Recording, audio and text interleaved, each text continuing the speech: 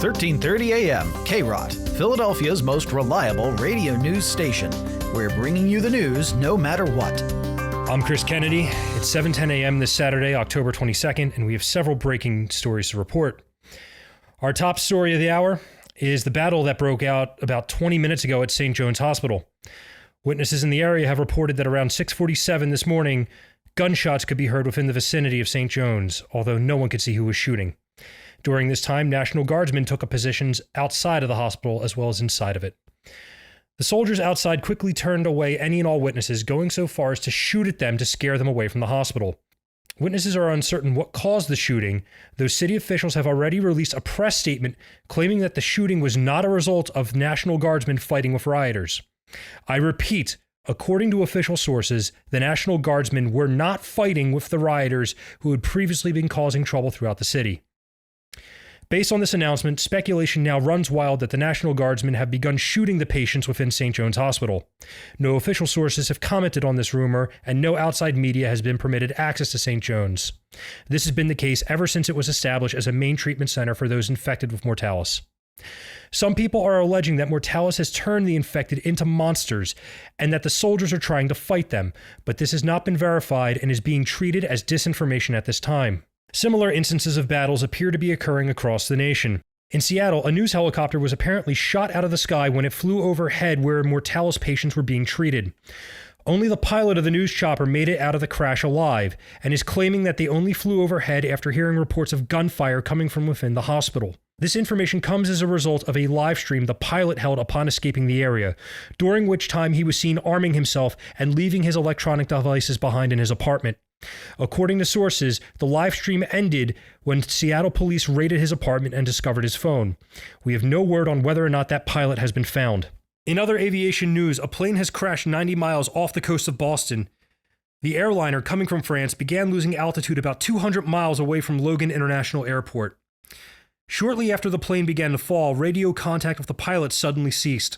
The plane, which left Charles de Gaulle Airport in Paris, France, is suspected to have crashed due to the mortalis infection.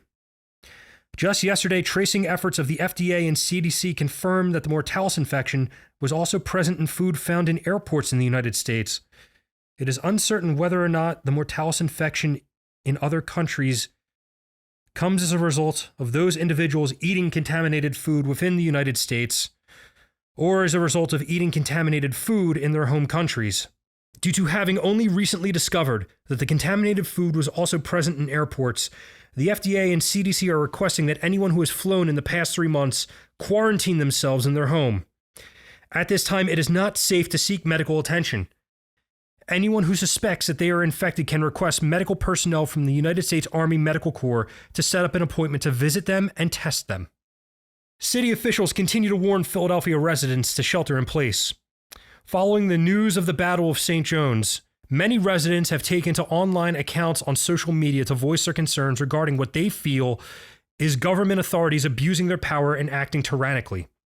Some online are calling for people to arm themselves and take to the streets, though this was swiftly met by a statement from the mayor saying that anyone attempting to attack police or military personnel would be targeted under shoot-to-kill orders. Officially speaking, we here at KROT do not condone any calls to violence that encourage citizens to arm themselves and attack other citizens under any circumstances. We caution anyone listening not to take that course of action. As the situation across the city develops, many people are becoming concerned about safety within city limits and have begun fleeing Philadelphia. Counties adjacent to Philadelphia are reporting that in some cases, people fleeing from Philadelphia were shot by locals who feared that they were carrying the mortalis infection. Pennsylvania is not the only state where these reports are becoming more commonplace as violence skyrockets across the country. 2 issues related to KROT need to be reported at this time. First, to our listeners who were tuned in on Wednesday, October 19th for our interview with Dr. James Ashford in the 7 o'clock evening hour, I must apologize. We here at KROT were not aware that there were going to be any emergency alert system broadcasts.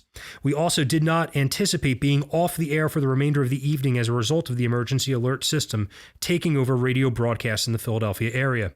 As a result of not being able to finish the interview with Dr. Ashford, KROT is attempting to set up time for another interview and will inform you the moment we are able to do so.